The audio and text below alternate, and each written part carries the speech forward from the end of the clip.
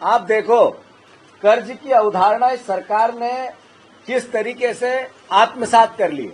25 जनवरी 2023 को 2000 करोड़ रुपया इनने कर्ज लिया, फिर 2 जनवरी 2023 को 3000 करोड़ कर्ज लिया, फिर 9 फरवरी 2023 को फिर 3000 करोड़ कर्ज लिया, 16 जनवरी 2023 को फिर 3000 करोड़ रुपया कर्ज लिया, 23 फरवरी 2023 को फिर 3000 करोड़ रुपया कर्ज लिया, 2 मार्च 2023 को फिर 3000 करोड़ रुपया कर्ज लिया, 9 मार्च 2023 को फिर 3000 करोड़ रुपया कर्ज लिया, 9 मार्च 2023 को फिर 2000 करोड़ रुपया कर्ज लिया, 17 मार्च 2023 को 4000 करोड़ रुपया कर्ज लिया, 24 मार्च 2023 को 1000 करोड़ रुपया कर्ज लिया, 29 मई 2023 को 2000 करोड़ रुपया कर्ज लिया, 14 जून 2023 को 4000 करोड़ रुपया कर्ज लिया, 12 सितंबर 2023 को 1000 करोड़ रुपया कर्ज लिया, 27 दिसंबर मोहन यादव जी जब से आए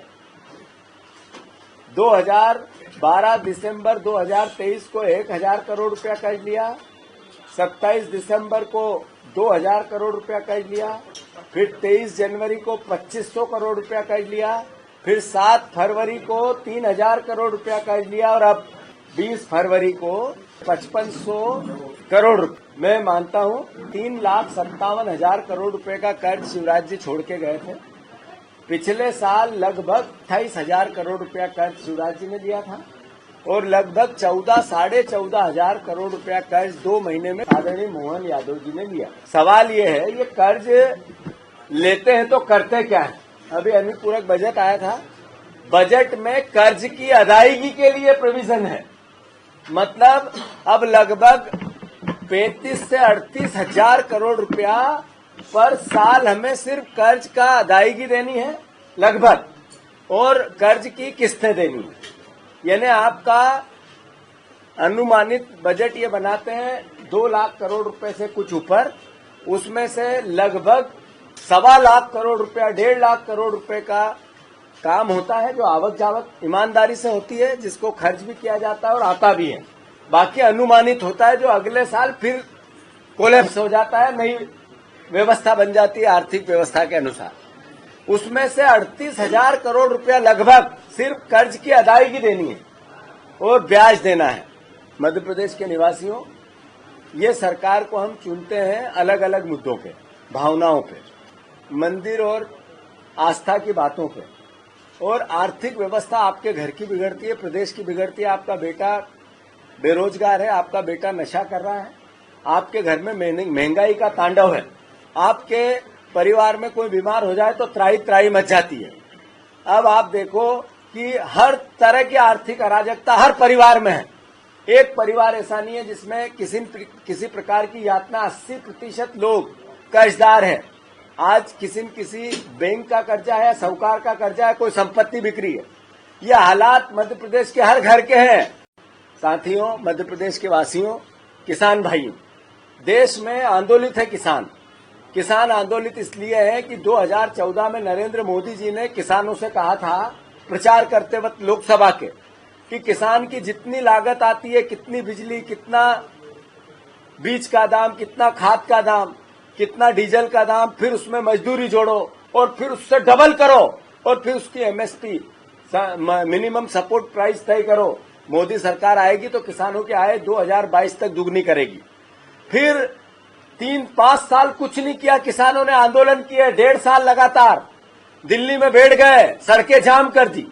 तब 19 तारीख को गुरु नानक देव जी की जयंती पर फिर मोदी जी आए और उन्होंने फिर देश के किसानों से 3 काले कानून वापस लेते हुए वादा किया कि हम समर्थन मूल्य की गारंटी देंगे, मोदी गारंटी।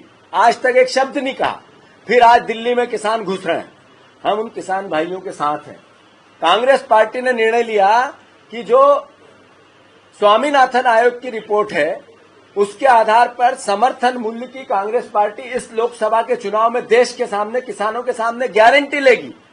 हम गारंटी लेंगे कि हम समर्थन मूल्य किसानों का बढ़ाएंगे, जो नीति और नियम के अनुसार उनकी लागत का मिनिमम वर्किंग करके उसकी एग्जैक्ट प्राइस पर कांग्रेस पार्टी निर्णय लेगी। इसके साथ साथ जब 2023 के चुनाव चल रहे थे तो किसानों से की मांग थी 3,000 रुपया क्विंटल की गेहूं की। 2700 रुपये बीजेपी की सरकार ने हाँ की थी, जो आज बनी है बीजेपी के घोषणा पत्र में। आज तक एक शब्द नहीं कहा इसको लेकर। धान की कीमत 3100। कांग्रेस पार्टी ने निर्णय ले लिया है कि हम अपने कार्यकर्ताओं के साथ और किसानों के साथ आंदोलन करें। अभी इस हफ्ते हम सारे ब्लॉक स्तर पर ब्लॉक अध्यक्षों के साथ किसानों के परिवारों को साथ लेकर हर ब्लॉक पे प्रदर्शन करेंगे। अगले हफ्ते जिला पे हम हर जिला स्तर पर किसानों के आपने 2700 रुपए की गेहूं की बात की थी। कलेक्टर को मुख्यमंत्री के नाम ज्ञापन देकर, धरना देकर हम अपना विरोध प्रदर्शन करेंगे, किसानों के हितों की आवाज उठाएंगे। उसके अगले हफ्ते किसानों के साथ मिलकर कांग्रेस के कार्यकर्ता जहां जहां पर तुलाई चल रही है उस तुलाई केंद्रों पर आंदोलन करेगी। तुलाई केंद्रों पर आंदोलन करेगी। जितने तुलाई केंद्र है पूरे मध्य प्रदेश में 2700 रुपए का दाम इस सरकार को देना पड़ेगा। गेहूं का दाम 3100 रुपए का, धान का दाम इस सरकार को देना पड़ेगा। ये सर्वविदित सब किसानों के मन की भावना है कि कांग्रेस पार्टी उनकी लड़ाई लड़े।